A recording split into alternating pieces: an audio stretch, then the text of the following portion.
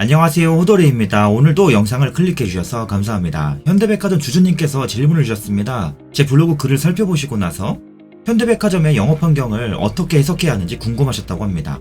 바로 답변 들어보도록 하겠습니다. 현대백화점은 지난 10년이 넘는 기간 동안 지속적인 외형 확대를 나타내왔습니다. 내수 소비가 둔화되던 시기조차 큰 역성장 없이 장기적인 우상향을 그려왔죠. 단순히 백화점의 매출액만 본다면 꾸준히 안정적으로 성장하는 주식일 것만 같습니다. 그래서 주식을 매수해두기만 하면 주가도 꾸준히 오를 것만 같았습니다. 그러나 영업이익은 그렇지 않았습니다. 느긋한 우상향을 보였던 매출액과 달리 영업이익은 지난 4, 5년 동안 급격히 꺾이며 큰 폭으로 내려앉았습니다. 특히 2018년 들어 이익의 하락세가 두드러졌는데요. 매출은 늘어남에도 불구하고 실제로 남기는 이익은 더욱 떨어지게 되었습니다. 제품을 잘 팔아봐야 남기는 이익이 없다면 소용이 없을 것입니다. 국내 백화점 시장의 꾸준한 성장에도 불구하고 현대백화점의 영업이익이 매출액과 달리 이처럼 고꾸라진 이유는 현대백화점의 두 사업부에서 찾아볼 수가 있습니다. 현대백화점의 사업부는 백화점 사업부와 면세점 사업부로 나뉘는데요. 이 중 영업이익이 꺾인 근본적인 배경은 바로 면세점 사업 부문의 성장통에 있습니다.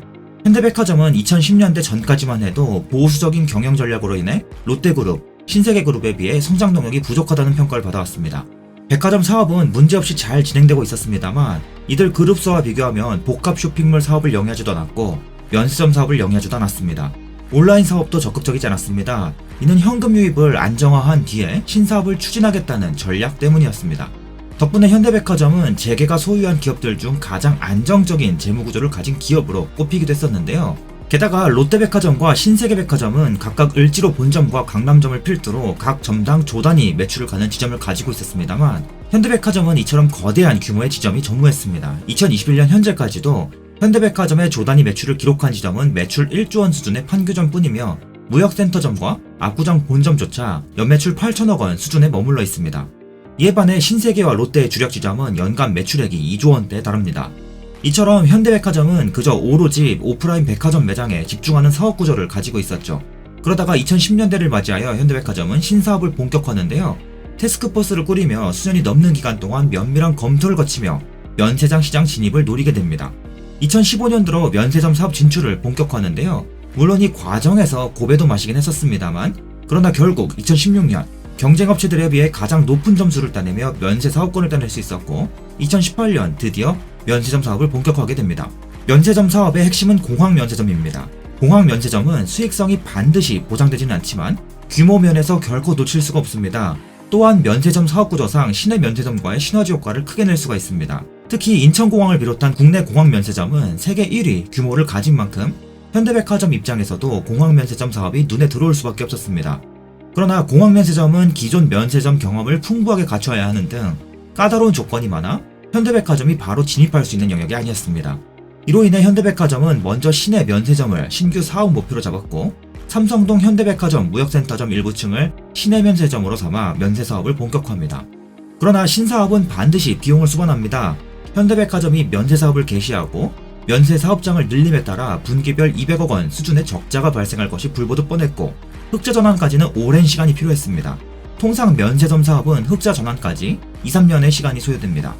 한때는 현대백화점의 기존 경영 전략은 오프라인 백화점을 중심으로 한 보수적인 전략이었지만 성장 동력을 찾기 위해 경영 전략을 공격적으로 수정하였고 면세 사업에서의 적자와 기존 백화점 사업장의 영업 면적 축소를 감수하기로 했던 것입니다. 이에 따라 면세 사업을 시작한 현대백화점의 수익성은 고꾸라지기 시작합니다. 이는 향후 성장 동력을 찾기 위한 성장통이었습니다. 이 그래프는 최근까지 현대백화점의 면세 사업부 영업 손실을 나타냅니다. 이러한 손실은 현대백화점 영업이익을 끌어내리는 주요 원인이 됩니다. 물론 기존 백화점 사업도 종종 부침이 없었던 것은 아닙니다. 백화점 사업은 메르스나 코로나와 같은 요인으로 인해서 국내 소비가 둔화될수록 마진이 높은 의류 제품보다 마진이 떨어지는 가전 등의 제품의 판매가 늘어날수록 새로운 점포가 오픈하거나 기존 점포의 리뉴얼이 이루어질 때면 수익성이 떨어지는 이슈가 발생합니다. 그러나 이는 주로 단기적인 요인에 불과하며 현대백화점은 다수의 지점을 운영 중이다 보니까 이러한 요인들이 전체 영업이익의 절반을 깎아먹을 만큼 중대한 영향을 미치는 경우는 드뭅니다. 즉 현대백화점의 이익을 결정짓는 키포인트는 백화점 사업보다는 면세 사업이라는 것입니다. 현대백화점의 매출액과 영업이익이 벌어진 배경은 이처럼 면세 신사업입니다. 더욱 구체적으로는 신사업 과정에서의 비용 소모와 성장통입니다. 현대백화점의 면세점 사업은 코로나를 맞으며 겉보기엔 정체를 유지 중인데요. 실제로 공항 면세점 매출액은 코로나 전에 비해 60분의 1토막 나며 조단위 시장이 중소기업 매출액도 안 되는 수준으로 내려앉아 버렸습니다. 그러나 현대백화점을 비롯한 대부분의 면세 사업자들은 알게 모르게 내실을 다져가는 중입니다. 면세점 내 명품 입점은 면세 사업의 상징과 같은데요.